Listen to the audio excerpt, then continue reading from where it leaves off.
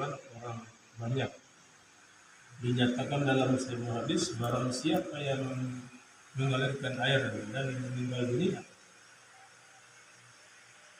maka sampai hari kiamat manusia, jin dan hewan-hewan akan meminum air dari aliran itu dan pahalanya akan sampai kepada ruhnya. Seorang datang menemui Abdullah bin Mubarak radhiyallahu anhu, Ya Allah.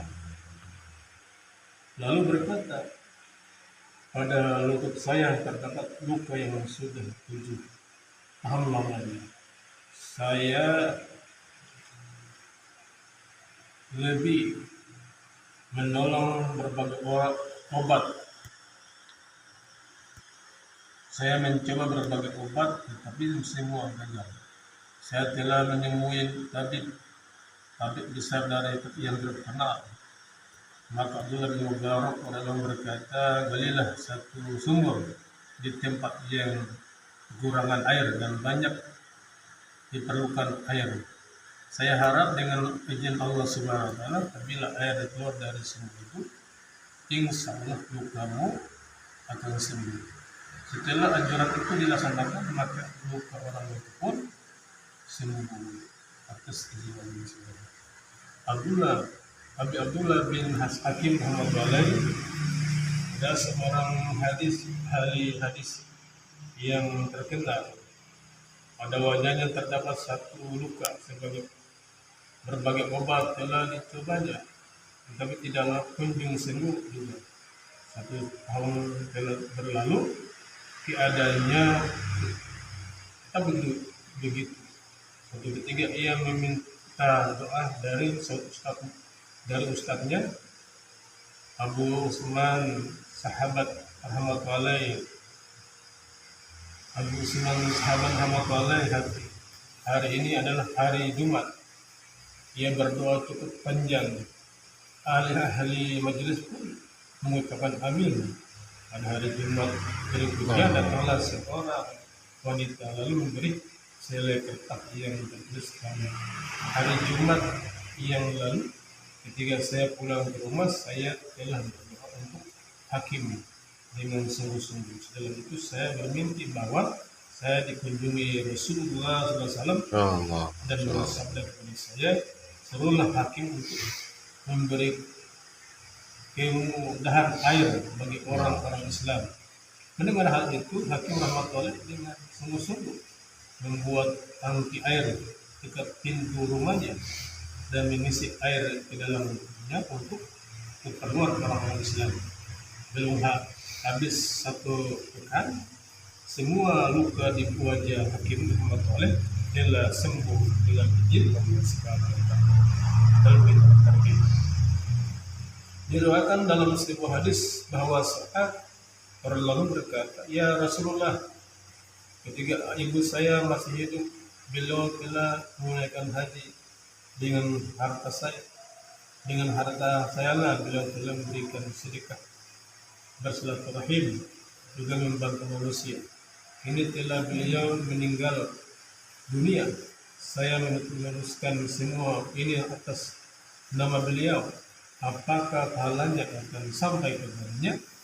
Maka Rasulullah SAW menjawab, akan sampai. Dalam kitab Kanzul Umar. Di dalam sebuah hadis diriwayatkan bahwa seorang wanita mendatangi Rasulullah SAW lalu berkata, ibu saya telah meninggal secara mendadak.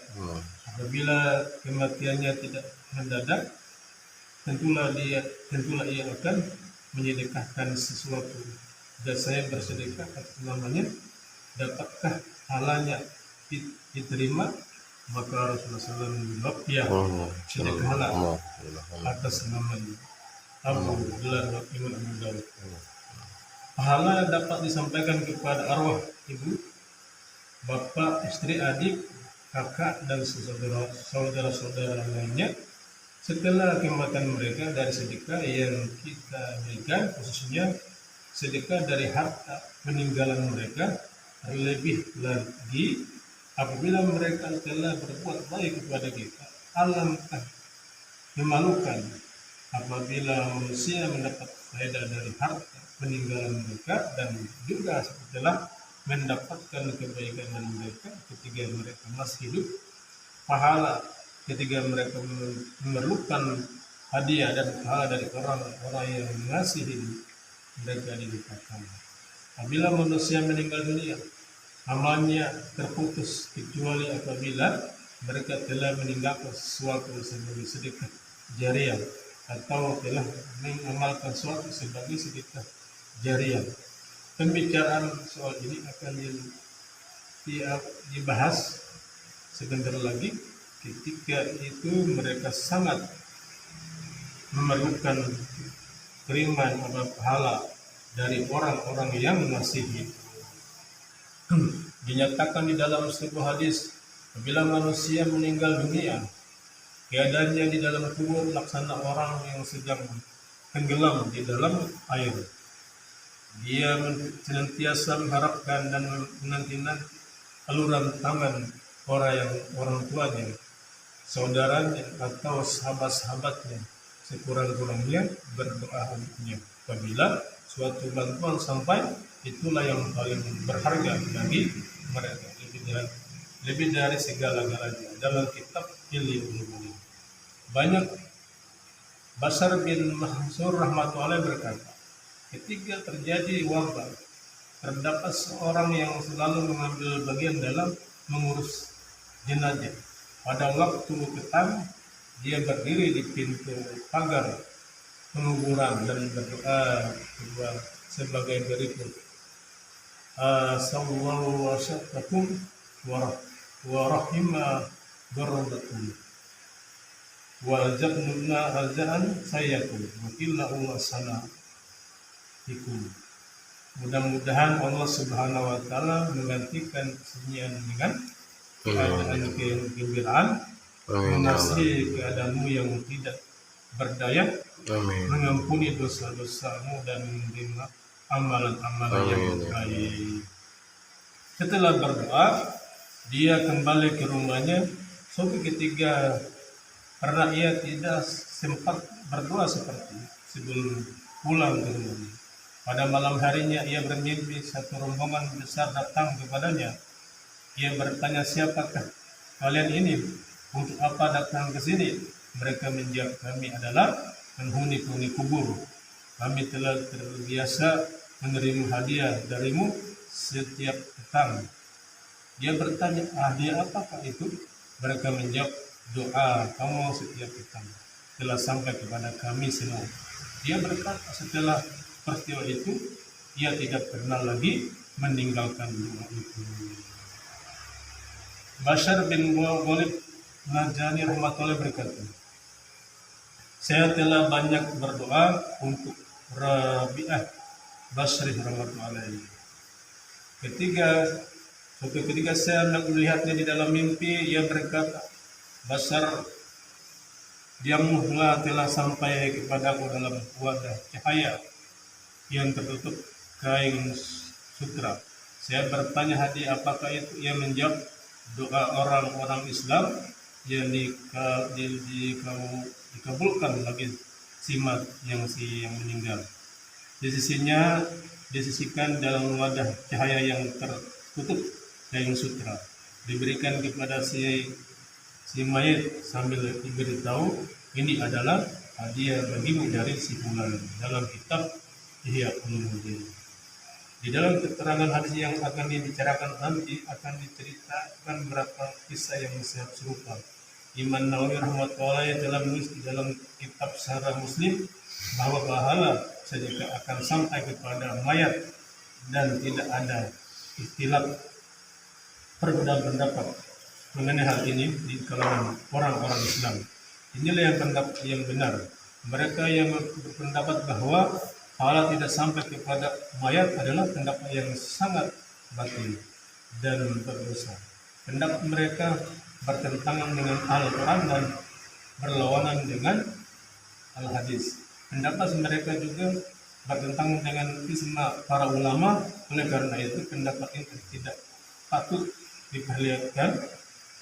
diperhatikan dalam Razulul Basar.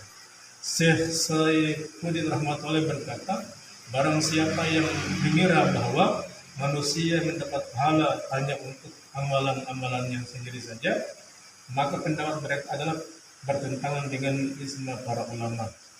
Para ulama telah sepakat bahwa manusia mendapat faedah dari dua orang lain. Ini berarti faedah dari amalan orang lain. Ini lihat bahwa Rasulullah SAW yang beri syafaat pada hari Isya. Itu juga para sahabat, para Anbiya alaihissalam, semua itu adalah faedah dari amalan orang lain.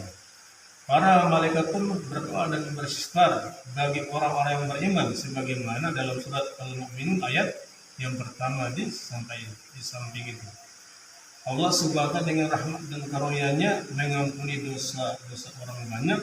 Faedah ini juga bukan berasal dari amalan sendiri. Anak kaum mukminin akan masuk jannah bersama kedua orang tuanya. Dia surat Al-Tur ayat yang pertama. Orang yang sudah mendapat pahala apabila kewajiban hajinya ditunaikan oleh orang lain. Ini semua adalah pahala akibat amalan orang lain. Dan banyak bukti-bukti lain yang mendukung pendapat ini. Alhamdulillah. Alhamdulillah. Kita sudah mendengarkan bagaimana tentunya orang yang berinfak di jalan Allah, teman-teman. Bagaimana keluarganya meninggal, ibunya meninggal, kata Nabi SAW, ketika ibunya meninggal, kita harta yang ditinggalkan oleh orang tuanya, oleh bapaknya, siapa keluarganya, yang kita infakkan ini akan menjadi pahala jariah sampai di alam kubur. Amin ya Allah. Sehingga orang yang meninggal ini akan mendapatkan amalan-amalan dari orang-orang yang masih di alam kubur. Bagaimana ta'lim ini kita hidupkan di rumah kita bersama hari keluarga kita kan, jadi mesti bersama dengan masjid supaya ini kewajiban kita sebagai orang Islam ini wajib untuk ilmu kan, supaya Allah Subhanahu wa ta'ala akan Muhammad kekuatan kepada memberi hidayah kepada kita dan kita istiqomah dalam menjalankan perintah Allah Subhanahu wa ta'ala dengan sungguh-sungguh. Insyaallah dengan doa di majelis subhanallah wa bihamdihi subhanallah asyhadu an la ilaha illa anta astaghfiruka wa atubu ilaik. Assalamualaikum warahmatullahi wabarakatuh. Waalaikumsalam warahmatullahi wabarakatuh.